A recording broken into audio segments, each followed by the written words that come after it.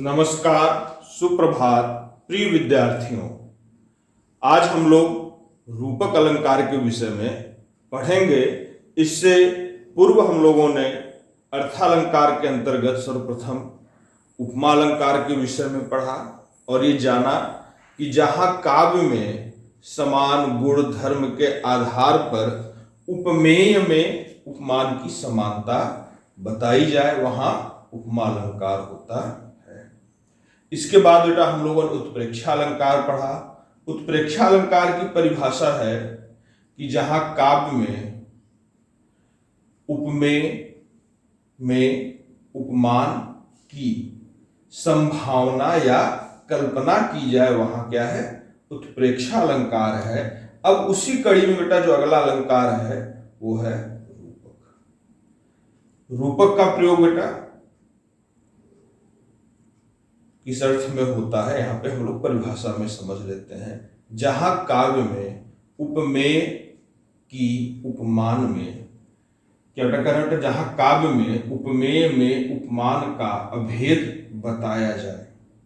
क्या कर रहे हैं, जहां काव्य में उपमेय में उपमान का अभेद यानी बेटा दोनों को एक बता दिया जाए। उपमेय क्या है, प्रस्तुत वस्तु जिसका कवि वर्णन कर रहा है। बेटा हम लोग अपने पुराने उदाहरणों से चले तो माता सीता क्या हो गई, उपमेय हो गई, और उपमान क्या हो गया, चंद्रमा हो गया।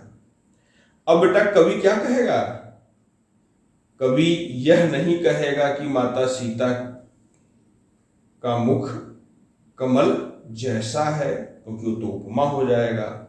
कवि यह भी नहीं कहेगा कि माता सीता का मुख मानो चंद्रमा है, क्योंकि वह उत्प्रेक्षा हो जाएगा। कवि क्या कहेगा, माता सीता का मुख चंद्रमा है।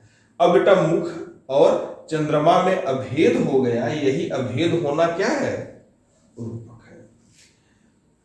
बेटा यहां प्रायः योजन चिन्ह बेटा, जहां पर रूपक अलंकार होगा वहां पर प्रायः किसका प्रयोग होगा, इस योजन चिन्ह का प्रयोग मिलता है। ये आवश्यक नहीं बेटा, लेकिन प्रायः मतलब अधिकांशतः ऐसा होता है। एक उदाहरण बेटा जो ज्यादा लोकप्रिय है, लोग प्रयोग करते हैं, उसको देख लीजिए। चरण कमल बंदो हरिराई। तो चरण और कमल, यहां पर हरि यानी बेटा भगवान विष्णु की बात हो रही कि भगवान विष्णु के जो चरण है वो किसके समान है, कमल के जैसे हैं। बात तो बेटा वही कही जा रही है कि, लेकिन फिर कहने का तरीका क्या हो गया कि भगवान विष्णु के चरण कमल हैं। ठीक, अब ये नहीं कह रहे जैसे हैं या मानो है। ठीक है, चरण कमल बंदो हरि। बेटा इस अलंकार का प्रयोग आप लोगों के पाठ्यक्रम में सबसे ज्यादा हुआ है। उपमा और उत्प्रेक्षा के तुलना में बेटा अगर सिर्फ अनुप्रास को छोड़ दें तो अनुप्रास के अलावा अगर आपके पाठ्यक्रम में, इंटर के पाठ्यक्रम में सबसे अधिक प्रयोग किसी का हुआ है तो किसका हुआ है, रूपक का हुआ है। कुछ उदाहरण यहां पर हम लोगों ने ले रखे हैं। पहला तो बेटा ये कबीरदास जी से, संतों भाई आई ज्ञान की आंधी रे। इसमें बेटा ज्ञान और आंधी, ज्ञान और आंधी में क्या है, रूपक है बेटा। ज्ञान प्रस्तुत वस्तु है और आंधी क्या है, अब प्रस्तुत वस्तु कवि ज्ञान की ही बात करना चाहता है, लेकिन उससे जोड़ करके जो दूसरी चीज रखता है कौन है, आंधी है, और उन दोनों में अभेद स्थापित कर देता है। आगे बेटा आप लोग जानते हैं पूरा ये सांग रूपक है। सांग रूपक में क्या होता है, जब रूपक क्रमबद्ध तरीके से आने लगे तो क्या हो जाता है, सांग रूपक। आगे बेटा भ्रम की टाटी सब उड़ानी, बेटा भ्रम के लिए टाटी। ठीक है, माया रहे न बांधी रे, माया के लिए रस्सी, दुचते की दुई थून गिरानी, मोह बटीला टूटा। तो इस प्रकार से आंधी आने पे झोपड़ी के अंदर जितनी चीजें होती हैं और ज्ञान आने पर हमारे मन में जितनी बुराइयां होती हैं, उन सबका एक तरह से कवि ने रूपक बांध दिया, सांग रूपक है। ठीक है, अगला भी बेटा सांग रूपक ही है, हालांकि दो ही में है लेकिन फिर भी देख लेते हैं। ये गोस्वामी तुलसीदास जी से है। भरत हंस रविवंश तड़ागा। ठीक है बेटा, पूरी पंक्ति है। भरत हंस रविवंश तड़ागा, लीन जन्म गुण दोष विभागा। ठीक है, इसमें बेटा कह रहे हैं कि भारत किसके समान है, हंस के समान है। बेटा हंस विवेक का प्रतीक है। विवेक क्या होता है बेटा? उचित अनुचित में अंतर कर देना, सही गलत में अंतर कर लेना, ये क्या है? विवेक का कार्य है। ऐसी बेटा परंपरा मानी जाती है कवियों के बीच में, हालांकि वैज्ञानिक सत्य नहीं है, कि अगर हंस को पानी और दूध मिला के दे देंगे तो दूध पी जाएगा, पानी छोड़ देगा। कह रहे कि बेटा भरत किसके समान है? हंस के समान है, जो गुड़ रूपी सारे दूध को ग्रहण कर लेता है और पानी को छोड़ देता है। और रवि वंश जो सूर्य वंश है, जिस वंश में बेटा बड़े प्रतापी राजा हुए, वह सूर्य वंश किसके समान है? तड़ाग के समान, सरोवर के समान है। बेटा अगर सूर्य वंश का इतिहास आप लोग जानेंगे, जिस वंश से भगवान राम संबंध रखते हैं, तो बेटा पृथ्वी का नाम महाराज पृथ्वी के ऊपर पड़ा है और सागर का नाम महाराज सगर के ऊपर पड़ा है। बेटा ये ऐसा राजवंश है कि पृथ्वी से जुड़ी हुई जो भी चीजें उनके नामकरण उसके आधार पर हुए हैं। अगला है बेटा तुलसीदास जी से ही है। तो ये विनय पत्रिका से है, वो मानस से था और ये विनय पत्रिका से है। पायो नाम चारु चिंतामणि, उरकर तय न खसन हो। तुलसीदास जी का बड़ा प्रसिद्ध पद है, अबलो नसानी अब न नसय हो। उसी से बेटा ये पंक्ति है, कह रहे कि पायो नाम चारु चिंतामणि, कह रहे वह चारु, वह सुंदर नाम, वह राम नाम जो बड़ा सुंदर है, उससे मैंने पा लिया है। ये राम नाम कैसा है? चिंतामणि है। राम नाम और चिंतामणि में अभेद हो गया, रूपक अलंकार। बेटा चिंतामणि एक ऐसा मणि जिसके विषय में यह प्रसिद्ध है कि उसके स्पर्श मात्र से सारी चिंताएं दूर हो जाती हैं। वैसे ही राम नाम लेने से सारे कष्ट, सारी चिंताएं दूर हो जाती हैं। उर कर, अब बेटा देखिए यहां पर होना चाहिए बेटा, मैं लगाना भूल गया। उर मतलब हृदय, कर मतलब हाथ। अब करें कि हृदय रूपी हाथ से बेटा मणि हाथ में पकड़ा जाएगा और राम नाम कहाँ ग्रहण किया जाएगा? हृदय में। तय न खसाए हो, कह रहे हैं कि उसे हृदय रूपी हाथ से अब खिसकने नहीं दूंगा, गिरने नहीं दूंगा। अगला है बेटा जायसी जी से, नागमती का वियोग वर्णन से। खड़क बीज चमके चम ओरा, बूंद बान बरसे घन घोरा। बेटा चढ़ा आषाढ़ गगन घन छाया, ये जो बेटा जायसी जी की पंक्तियां हैं, इससे आरंभ होता है, उसी में है बेटा ये।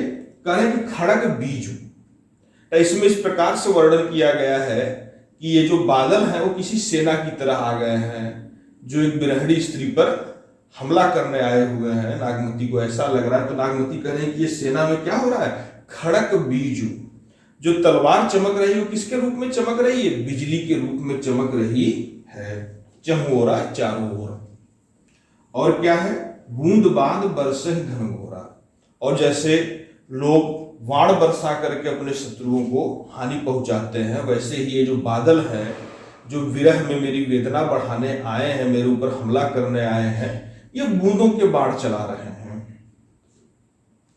आगे देखते हैं बेटा सूरदास जी से, हमारे हरि हारिल की लकड़ी। अब बेटा हरि यानी कृष्ण, ठीक है। गोपिकाएं कह रही कि हमारे कृष्ण क्या है? हारिल की लकड़ी है। हारिल नाम का बेटा एक पक्षी होता है जो सदैव अपने पंजों में एक तिनका दबाए रखता है। बेटा ये इन्होंने तो वर्णन किया ही है। अज्ञे जी की भी बड़ी सुंदर कविता है हारिल के ऊपर। तो कह रहे बेटा कि हमारे हरि हारिल की लकड़ी, हमारे जो ईश्वर है वो किसके समान है? हारिल की लकड़ी के समान है। जैसे हारिल अपनी लकड़ी को कभी नहीं छोड़ता है, वैसे ही दिन रात, ठीक है बेटा, जागत सोवत स्वप्न दिवस निश, सारी अवस्थाएं बता दी गोपिकाएं ने कि किसी भी स्थिति में हम लोग कृष्ण को भूलते नहीं हैं। अब बेटा इसके आगे जो उदाहरण है वो रत्नाकर जी से है। टूक टूक होए हैं मन मुकुर हमारो हाय, चूकी हैं कठोर बैन पाहन चलावना। रत्नाकर जी की बड़ी सुंदर कविता है उद्धव प्रसंग, आप लोगों के शीर्षक। हालांकि बेटा उद्धव शतक मूल रचना है, लेकिन आप लोगों के पाठ्यक्रम में उसे उद्धव प्रसंग के नाम से रखा गया है। इसमें बेटा गोपिकाएं कह रही हैं उद्धव से, टूक टूक हुए हैं मन मुकुर हमारो है। ये जो हमारा मन रूपी दर्पण है, तो बेटा मन मुकुर में क्या हो गया, रूपक हो गया। हमारा ये जो मन रूपी दर्पण है, बड़ा निश्चल मन है हमारा, आईने की तरह साफ और संवेदनशील है, टूट सकता है, वो क्या हो जाएगा, टुकड़े टुकड़े हो जाएगा। उद्धव चूकी हूं, क्यों होगा ये भी बता रही गोपिकाएं। ये जो योग का ज्ञान ले आए हो ना, उसका परिणाम है। योग का ज्ञान कैसा है, कठोर बैन, ये कठोर वचनों की तरह हमें चुभ रहा है, पाहन चलाओ ना। मन रूपी दर्पण पर कठोर वचन रूपी पत्थर उद्धव मत चलाओ, ये हमारा मन टूट कर क्या हो जाएगा, टुकड़े टुकड़े हो जाएगा। टूक टूक हुए हैं मन मुकुर हमारो है। अब बेटा आगे हरिऔध जी से है, तू देखेगी जलद तन को जा वहीं तदगता हो। तो इसमें जलद तन में क्या है, रूपक है। ये कविता बेटा हम लोग बहुत विस्तार से पढ़े भी हैं, पवन दूत का। इसमें बेटा वो बताती हैं राधा जी, जैसे तुम पहुंचोगी मथुरा में, तो मथुरा में पहुंच करके देख लेना श्री कृष्ण को कैसे दिखते हैं। बेटा संदेश किससे भेजते हैं हम लोग, तो रास्ता बताते हैं, स्थान बताते हैं, और उस आदमी की भी पहचान बताते हैं जिसे संदेश सुनाना है। तो गोपिकाएं करें वहां जाओगी तो जलद तन, बादलों जैसे शरीर वाले श्री कृष्ण दिखाई देंगे। आगे बेटा मैथिली सड़गुप्त जी से है, मैं रहूं पंकिला पद्मकोश है मेरा। बेटा माता कैकेयी अपना प्रायश्चित करती हैं, अपना अनुताप करते हुए कहती हैं कि राम लौट चलो। एक बात बेटा और कहती है माता कैकेयी कि तुम भ्राताओं का प्रेम परस्पर जैसा, यदि वह प्रकट हुआ सब पर वैसा, तो पुण्य दोष भी पाप दोष है मेरा। मैं रही पंकिला किंतु पद्मकोश है मेरा। अब माता कैकेयी कह रहे हैं कि तुम भाइयों का जैसा प्रेम रहा वो संसार के सामने प्रकट हो सका, प्रेम तो था बेटा, लेकिन यदि राम वन न जाते तो भाइयों का प्रेम इस प्रकार से प्रकट न होता। वन जाने के कारण बेटा लक्ष्मण का प्रेम प्रकट हुआ, जिन्होंने अपना परिवार राजधानी, बेटा लक्ष्मण को तो वनवास नहीं मिला था, वो चाहते तो रह सकते थे अयोध्या में, लेकिन लक्ष्मण ने भी क्या किया, भाई के साथ वन जाना स्वीकार किया। और दूसरी तरफ भरत आए राम को मनाने के लिए चित्रकूट में। तो संसार के सामने भाइयों का प्रेम जिस प्रकार से प्रकट हुआ, करे प्रेम तो था लेकिन प्रकट किसके कारण हुआ, मेरे कारण हुआ, मेरे पाप के कारण हुआ। तो माता कैकेयी आगे क्या करें, तो पाप दोष भी पुण्य दोष है मेरा, तो मेरे पाप दोष में भी मुझे एक पुण्य का दोष है, खुशी है। क्या खुशी है कि मैंने संसार को सिखा तो दिया कि देखो भाइयों का प्रेम ऐसा होना चाहिए। मैं रही पंकिला, मैं तो कीचड़ रही बेटा, पंकिला मतलब कीचड़। तो इस पंक्ति में बेटा मैं यानी माता कैकेयी ने अपने लिए क्या उपमा रखी, पंकिला, यानी बेटा रूपक के रूप में आ गया, कहीं मैं कीचड़ हूं, पद्मकोश है मेरा, मेरा बेटा भरत। लेकिन जो मेरी कोख से जन्मा है, जो मुझसे उत्पन्न हुआ है, वह भरत कौन है, पद्मकोश के समान, कभी न मलिन होने वाले कमल के समान है। आगे देखते हैं बेटा जयशंकर प्रसाद जी से, अंबर पनघट में डूबो रही। बेटा आकाश को क्या कह रहे हैं, पनघट, किसी नदी का या किसी तालाब का किनारा है, में डुबो रही तारा घट, उसमें तारा रूपी घड़ों को डुबो रही है। कौन, उषा नागरी, उषा रूपी जो स्त्री है वो कर रही। बेटा तीन रूपक एक साथ आए हैं, कौन कौन से, अंबर, पनघट, तारा घट, उषा नागरी। आकाश को बेटा पनघट कहा, तारों को घड़ा कहा, और उषा काल को क्या कहा, एक स्त्री के रूप में यहां पर प्रस्तुत किया गया है। उषा काल रूपी बेटा स्त्री क्या कर रही है, सुबह के समय बेटा जैसे धीरे धीरे तारे कम होते जाते हैं, डूबते जाते हैं, वैसे ही कह रहे हैं कि ये अंबर रूपी पनघट में ये स्त्री क्या कर रही है, घड़ों को डुबो रही है। अगला बेटा जो है सुमित्रा नंदन पंत जी से है, इसमें बेटा परिवर्तन कविता से है। परिवर्तन कविता में अंत में परिवर्तन को नाग वासुकी से जोड़ा गया है और कहा गया कि मृत्यु तुम्हारा गरल दंत है, हे परिवर्तन रूपी नाग वासुकी, यह मृत्यु क्या है? तुम्हारा जहर वाला दांत है। ठीक है बेटा, तो मृत्यु और नाग वासुकी का गरल दंत, इसमें क्या हो गया? रूपक हो गया। केचुल बेटा, सांप केचुल बदलता है, उसको क्या कहा? कल्पांतर। तो हम लोग जानते हैं 4 युग हिंदू धर्म में माने जाते हैं, सतयुग, त्रेता, द्वापर और कली। जब ये सारे युग समाप्त हो जाते हैं तो बेटा एक बार पूरी सृष्टि नष्ट होती है, नई सृष्टि का निर्माण होता है। उसी को हिंदू धर्म में कल्पांतर कहते हैं। 4 युगों को मिलाकर एक कल्प बनता है। आगे देखते हैं बेटा हम लोग, मैं नीर भरी दुख की बदली, महादेवी वर्मा जी की बहुत प्रसिद्ध कविता है बेटा। मैं यानी महादेवी वर्मा जी, और ये बेटा आगे पूरी नीर भरी दुख की बदली क्या है? उसके रूपक के रूप में आया है। महादेवी वर्मा कह रही है कि मैं आंसुओं से भरी हुई एक बदली के समान। हालांकि बेटा आंसू का ही अर्थ नहीं हम लोग लगाएंगे, आंसू के अलावा भी बहुत कुछ अर्थ निकल सकता है महादेवी वर्मा, क्योंकि बेटा जो नीर है वह जीवन है, वह नया जीवन देता है लोगों को। आगे करें तो ये रामधारी सिंह दिनकर जी की कविता जो आप लोगों के पाठ्यक्रम में है, अभिनव मनुष्य उससे है। उसमें बेटा मनुष्य की उपलब्धियां बताते हुए कवि कह रहा है, एक लघु हस्त अमलकवत भूमंडल गोल। ये बेटा भूमंडल गोल जो है ये क्या है? उपमेय है, ये प्रस्तुत वस्तु है, इसका वर्णन हो रहा है। कवि कह रहा है कि आज के मानव के लिए, जो वैज्ञानिक युग का मानव है उसके लिए यह जो भूमंडल गोल है, ये जो गोल पृथ्वी है किसके समान है? एक लघु हस्त अमलक के समान। एक छोटे से हाथ पर रखे हुए आंवले को जैसे हम लोग देखते हैं, वैसे ही मनुष्य आज क्या कर रहा है? इस पृथ्वी को देख रहा है।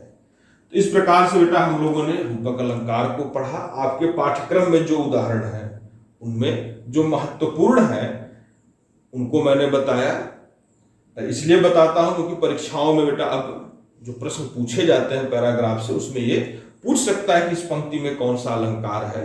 तो आप लोग भी इसको देखिए, और किसी कहीं कोई समस्या आती है, ये नहीं समझ में आता है कि सर इस पंक्ति में कौन सा अलंकार है, तो आप लोग मुझे व्यक्तिगत तौर पे जो मेरा मोबाइल नंबर है उस पर आप लोग संपर्क करके ये बता सकते हैं। धन्यवाद। जय हिंद।